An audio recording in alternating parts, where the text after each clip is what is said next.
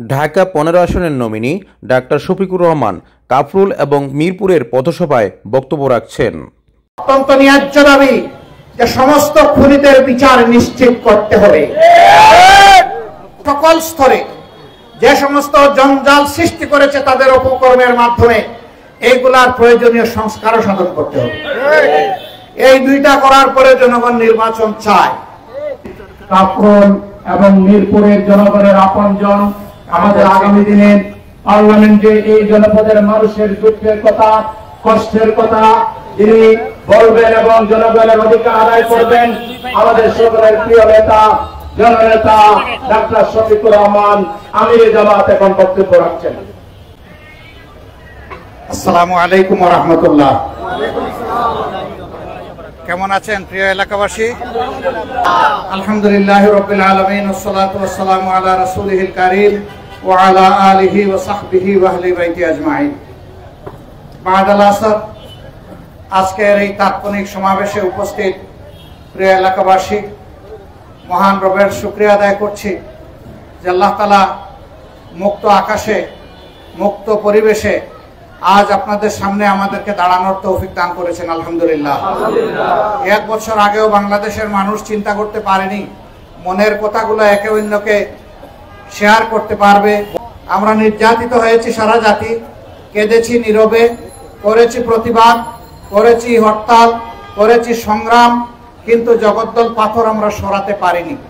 15.5 বছরের মাথায় আমাদের কলিজার টুকরা সন্তানগুলো তারা যখন জীবন বাজি রেখে রাস্তায় নেমে আসলো, আমরা সবাই তাদের পাশাপাশি রাস্তায় নেমে আসলাম। তখন যে ফেসিবাদ ধারণা করেছিল যে বাংলাদেশ থেকে কখনো তারা বিদায় নেবে না, তারা সকল দলকে মানুষকে উপহাস করে ঠাট্টা মস্কারা করে কথা বলতো, গর্ব অহংকারে ফেটে পড়তো, আল্লাহ তাআলা বালির বাঁধের মতো তাদের ক্ষমতাকে তছনছ করে দিলেন এবং তারা শেষ পর্যন্ত দেশ ছেড়ে অন্যত্র পালিয়ে গেল। পালিয়ে গিয়েও যদি আমাদেরকে একটু শান্তি দিত তাহলে খারাপ ছিল না। এক জায়গায় এক চুর ছিল, মানুষকে খুব জ্বালাতন করত। তো সেই একদিন গ্রামের সমস্ত মুরব্বীদেরকে ডেকে বলল যে আমি তো সারা জীবনভর আপনাদেরকে বড় কষ্ট দিয়েছি, আপনাদেরকে আমি প্রতিশোধ নেওয়ার জন্য আমার উপর থেকে আমি অনুরোধ করে যাব। সবাই তো অবাক, সে আবার প্রতিশোধ নেওয়ার কথা বলতেছে। জিজ্ঞেস করলো কিভাবে প্রতিশোধ নেব? বলে দেখো, আমি যতদিন জীবিত আছি আমি কিন্তু তোমাদেরকে জ্বালাতন করব। আমি যখন মরে যাব তখন আমার লাশটা ওই রাস্তার বড় গাছের ডালে ঝুলিয়ে রাখবো, আর যাওয়ার সময় ওখানে একটা ঢিল ছুড়বা। তো মানুষ বুঝলো যে না, ঠিক আছে, একটা পথ পাইছি। ও মারা গেল, ঝুলিয়ে দেওয়া হলো, ঢিল ছুটতে লাগলো। থানা পুলিশ খবর পেল, ফিরে এসে সারা গ্রামের সমস্ত পুরুষদেরকে বেঁধে ফেললো। তোমরা একটা মানুষ যত খারাপ হোক, মরার পরে তার উপর ঢিল ছুটতে পারো না। এখান থেকে কি শিক্ষা পেলাম? শিক্ষা পেলাম জীবদ্দশায় মানুষকে যে নির্যাতন করেছে, মরার পরেও নির্যাতনের ব্যবস্থা করে গেছে। আওয়ামী লীগ পালিয়ে গেছে কিন্তু শান্তি দেয় না। আজকে ওই আনসার বাহিনী, কালকে ওই বাহিনী, কালকে ওই বাহিনী, এগুলার নামে বিভিন্ন সময় ফুসফাস করে। তারা কি বুঝে না? তারা বাংলাদেশের আপামার জনতার বিরুদ্ধে সেদিন অস্ত্র ধরেছিল।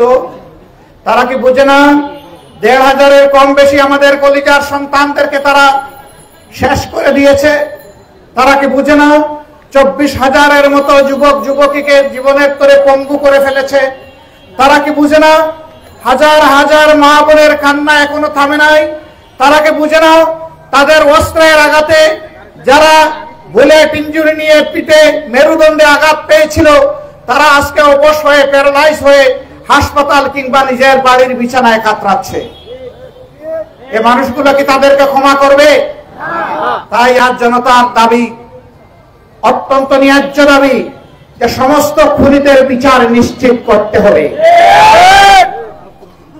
সেই সাথে এরা 15.5 বছরের সমাজের সকল স্তরে যে সমস্ত জঞ্জাল সৃষ্টি করেছে তাদের অপকর্মের মাধ্যমে এইগুলার প্রয়োজনীয় সংস্কারও সাধন করতে হবে। এই দুইটা করার পরে জনগণ নির্বাচন চায়। নির্বাচন পাওয়া জনগণের অধিকার, এটা কারো দয়ার দান নয়। কিন্তু নির্বাচনটা হতে হবে এমন নির্বাচন, যেই নির্বাচনে জনগণ তাদের মনের পছন্দের প্রার্থী এবং দলকে